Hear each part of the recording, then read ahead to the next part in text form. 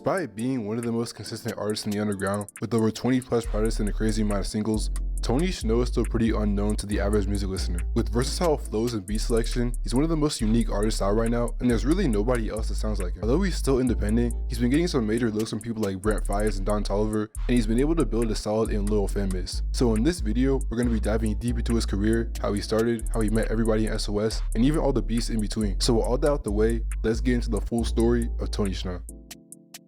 Tony was born in Los Angeles, California, and he was raised by a single mother alongside two sisters. Because his mom often worked long shifts, he would end up spending a good chunk of his early childhood living with his grandparents. Eventually, his mom was able to save up some money, and she would move the family to Cobb County, located in Atlanta, Georgia. Even with the move, Tony's mom would still have to work multiple jobs, and the family was just barely getting by. Due to their situation, Tony would get involved in the streets at an early age to make some quick money, and this was how he was able to support his family as well as provide for himself. It was around this time that he would be introduced to hip-hop. He began listening to a bunch of different rappers such as Lil Wayne, Soulja Boy, and Gucci Mane. He and a friend of his would constantly listen to one of Wayne's most classic mixtapes, No Ceilings. This was a project that really sparked Tony's interest in rapping himself, and he would start freestyling with his friends and people around the neighborhood. He actually got the name Tony SHNOW from that same friend's gamer tag. He decided to go by that instead of his government because, yeah. But after he learned about the name's history, he would continue using it as a way to honor the legacy of the OG Tony SHNOW, Pimp C. Now around 2014 is when things started to get a little bit more serious, and Tony would move on from freestyling for fun to recording actual songs with professional equipment. On an average day, he'd go to school, hang out with friends after, and then he would spend the rest of the day in the studio. But at this point, he was really only hopping on friends' songs and releasing singles here and there. There was nothing too crazy, and doing music as a career wasn't even really an idea in Tony's mind yet. It wasn't until 2 years later, in 2016, that his music really started to pick up some attention. On May 25th, he dropped a song called What I Got On. Anyone who's heard the song probably knows the beat from multiple different sources. I'm sure everyone knows We So Proud of Him by Playboi Carti, which is probably the most popular and iconic usage of the beat. Dazman Fani also used it for his song Grey's Anatomy, and yeah, there's just like a million people who've used the beat. Tony's version went viral due to it being used in a bunch of YouTube videos at the time, primarily NBA 2K ones. All of this buzz would end up getting him noticed by some important people in the underground scene, the most notable at the time being producer Sensei ATL. Meeting Sensei ATL was a key moment in Tony's come up. Not only would Sensei help him out with production, he would also give Tony access to his studio, the Larry House, where he would even help mix and master his songs. Tony himself said in an interview that,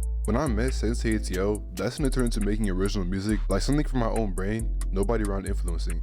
It wasn't no YouTube beat, it was official music." And after months of working and recording music, Tony would release his first project, the self-titled Tony SHNOW mixtape, on February 12th, 2017. I'm gonna link it down below because it was pretty much deleted from everywhere, but for a first project, it's definitely not bad at all. I would say it overall reminds me of the OG mixtape era, which we've already established he was heavily influenced by. This is also around the same time Tony started working with another one of the most important people in his career, 10K Duncan. 10K was a fellow rapper from Cobb County who'd been slowly building his own buzz in the area. He and Tony's first collab was in 2017 on a track called Count the Guap, but they were both featured. This song was how they both discovered each other, and after release, they both linked up and quickly became friends. Tony would connect him with Sensei, and they would all begin recording tons of music together. After a few months of collaborating, the two would link up with another producer who Tony had previously worked with on his mixtape, Benny Jets, or as he would later come to be known, Popstar Benny. At his house, 10K would meet two other rappers, Jay with the Beam and 645 AR. The three would quickly become cool and start working together, minus Tony, who hadn't been introduced to Jay or AR yet. But eventually, all four would become friends, and they decided to form a collective called Sink or Swim, or SOS for short. In its prime, SOS was undeniably one of the hardest groups in the underground, but due to a variety of internal conflicts with the members, it's pretty much dead in the water. But we'll get into all of this later in the video. Now I'm gonna just keep it a stack. Tony's music from 2017 to 2018 was kinda all over the place. He was clearly still trying to find his sound at this point, which is definitely good. But as a result, I can't really say a lot of the stuff he put out was good. So I'm gonna just list the stuff I did like. We have Thrax Pack, which is a collab tape he did with a rapper named Northside Molly and Sensei ATL. Both Tony and Molly do a really good job on this one, and I would say it's pretty equally balanced, like nobody carried the other. And of course, Sensei always killing it on the production. There was also the first SOS collab tape during this year, Get Rich or Die Drowning. Although Tony only has one verse on this project, I would say this tape really showcases the chemistry everyone at SOS had together. It also does have a few non-SOS features such as Larry Ladpack, who was a member of Larry League, and Destroy Lonely, which kinda caught me off guard when I was first listening to this project, but he actually killed his verse. But yeah, besides that, everything else is just like, don't get me wrong, the music wasn't bad. It was definitely listenable, but it was nothing that really stood out in my opinion. Things would start picking up quickly starting in 2019. SOS would release a self-titled tape with producer Akachi in early January, which was okay, I guess. The production production was kind of mid, but the artist fortunately made it work. But only 3 months later, they would drop a far superior tape, Stay Afloat, which is probably the best SOS project ever made. Everything just flowed perfectly together on that one, all the verses, the beats, everything. If I had to give someone an example of what a collab album should sound like, I would just play this. After this, Tony would get back in his solo bag, releasing a few DJ exclusive tapes and singles, none of which were too crazy, but the most important project he would drop was The World Is Ours, which definitely marked a shift in his music. On this project, he started leaning more into the plug sound, which he experimented with in earlier releases, but here pretty much every track used a plug beat. He followed this up with the part 2, released in 2020 on February 17th. It was way better than the first one, and you could tell Tony was getting more and more comfortable with this sound. This project featured a lot of production by CashCache, who he started working with the previous year, and the story of how they met is actually kind of funny. So Cash started out as just a fan of Tony and SOS, and he'd already been sending beats to one of the members, 10K. He would randomly meet Tony at his show, and he got completely starstruck. At first he just asked him for a picture, but then he started talking about how much he liked his music, and he just went on and on and on. Now apparently this was actually the first time anyone had actually asked Tony for a picture, so while it was a surprise to him, he didn't really take Cash seriously at the time, and he just called him goofy. Later, 10K would end up doing a song with Cash called Love the Sound, which started going pretty crazy on SoundCloud, and Tony realized the guy who produced that song was the same guy who had asked him for a picture, and the rest was history. A few months later, Tony dropped another tape, This Should Hold You Over, which was exclusively produced by Cash. Honestly, an amazing tape, and it's one of the best projects he ever released. And there's also another interesting story behind it. So Cash had just released his debut tape, I Love CashCache, a few months ago,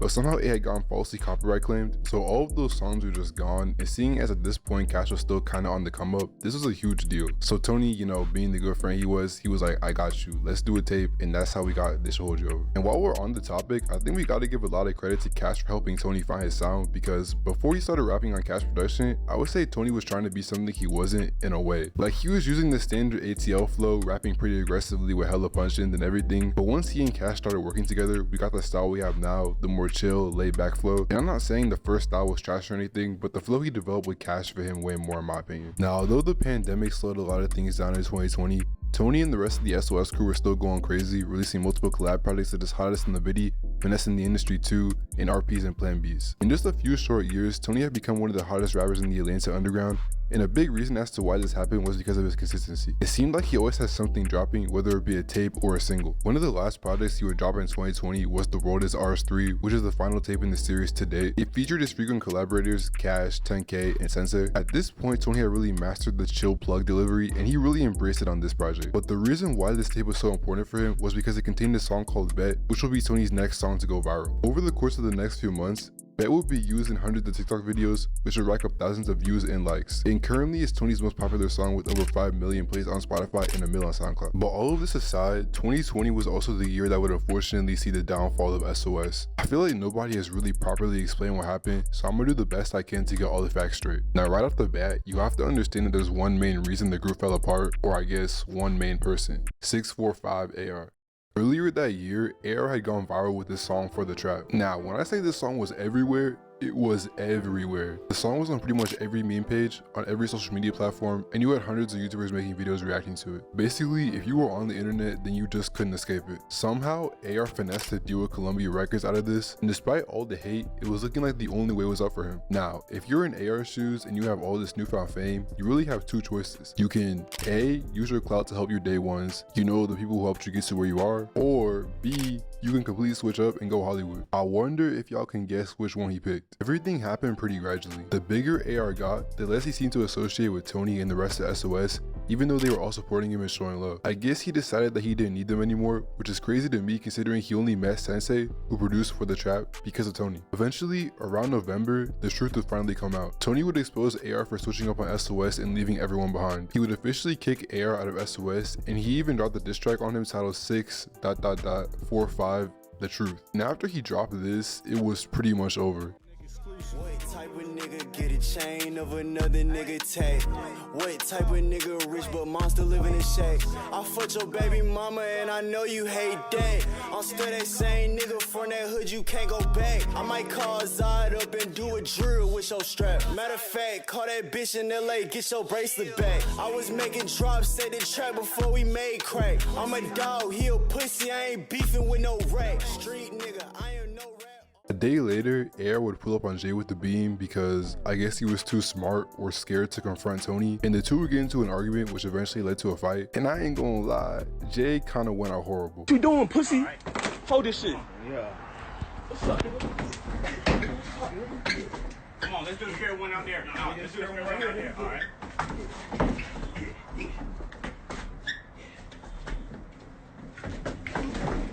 Let's do the fair one.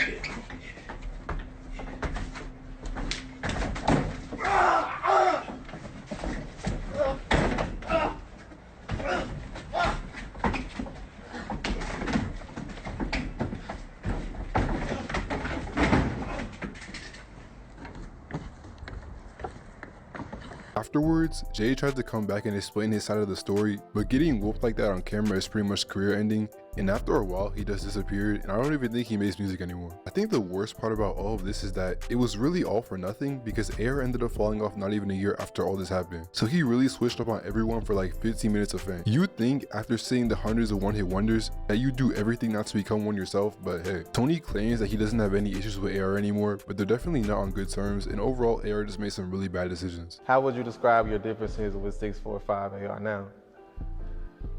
Shit, I really don't pay Buddy no attention for real. That's cute. It's me and 10. Me and 10 rocking out type shit. Keep Buddy over there. You know what I mean? So yeah, if you were ever wondering what happened to SOS, AR happened. There's still a few people that rep it, like 10K, Shineboy Cash, and I think even CashCache might be a member. Honestly, it's just not the same, and I don't think it ever will be. 2021 would see Tony continue to grow rapidly, with over 6 full-length projects released that year alone. He stuck to his roots on projects like 48 Laws of Flower and This Shoujo Over 2, both of which were more the typical Tony style, but felt like evolutions of that style. He would release a sequel to RPs and Plan Bs, which contains some of Tony and 10K's best work as a duo by far. The first one was good, but I feel like on this one, it was just more chemistry, and the two brought a lot more this time around. He ended the year with Kill Streak 2, which was the continuation of the tape he released the previous year with producer Grim Doza. This is one of the best examples of Tony's versatility. If you haven't heard a Grim Doza beat, they're very different from everyone else's production. Him and Tony work really good together because I feel like he has the perfect delivery on those types of beats. 2022 was another great year for Tony. He dropped 2 really good albums, Reflections and Plug Motivation. I would say Reflections is honestly the most complete album he's released so far. It's pretty much a compilation of every sound he's done, but all the songs sound extremely polished. I would say for someone trying to get into Tony's music, this is definitely the best project to start with. One of the songs, Don't Look at Numbers, would actually get a remix by Brent Faiyaz, and just by listening to it, I have no clue why he wasn't on the original song. He just adds so much to the track, even though his part isn't even that long. On Plug Motivation, Tony assembled the Avengers of Plug. Pretty much every prominent producer from the OG era is on this, which I just think is so fire. I also love the DJ tags throughout this project. It really makes you feel like you're back in like 2014, 2015. This project is also severely underrated, which sucks because people are always saying Plug is dead, but then they don't support people that are actively keeping the sound alive. Aside from the music, 2022 also featured a pretty random beef between Tony and Zelly Ocho. On January 21st, a rapper named Necessary would drop a song featuring Zelly titled Shopping High, and on the song, Zelly would say this. I'm screaming fuck SOS because I'm really in a trench. We paying bags on you niggas, hey, yeah, it's my business. Now, according to Zelly, the line wasn't directed at Tony or anybody else associated with SOS, which made sense considering SOS kinda wasn't a thing at that point. But Tony would take it as a diss, and 2 months later, he would drop a song called Talking Down, which was a diss to Zelly and Chapo. Not sure how Chapo got involved, but I know him and Zelly are close, so I guess. A few days later, Zelly would go live dissing Tony and anyone associated with him. But them niggas is some stupid ass shit, do-wop. Dumbass little nigga, and they fucking unformed ass group did some stupid ass shit. I made a song talking about fucking SOS, you know what I'm saying? Like, you ain't gotta say my shit, I'm really in the trenches. Niggas thought I was talking about them. Well, it is them now. Fuck them niggas. It is them. I'm talking about them. Anyways, after this, things kind of cooled down, and I think Tony and Zelly squashed it behind the scenes. You'd think that would be the end of it, but only a few months ago, Chapo dropped his own diss on Tony. I don't know if he just realized he got dissed, or maybe it took him a year to write a response. I hope it's the first one because I would be embarrassed to respond after a year and drop whatever this is. Right now, I would say Tony is in a really good spot. Like I said at the beginning of the video, he's never signed a deal, but looking at his independent numbers, he really doesn't have to. Just last year, he dropped a song called Real Runs produced by Cash, and it almost instantly went viral, and since then, it's become one of his biggest songs. As far as whether I think he'll ever be mainstream, I feel like that's entirely up to him. I mean, he has the connections, the supporters, and most importantly, the music quality to go to the next level, but honestly, being mainstream isn't for everybody, and I think Tony is comfortable where he is right now. Ultimately, I think Tony has definitely established himself as an underground legend, a pioneer of plug, and overall just a really good artist. He keeps leveling up every year, and I'm excited to see what the future holds for him.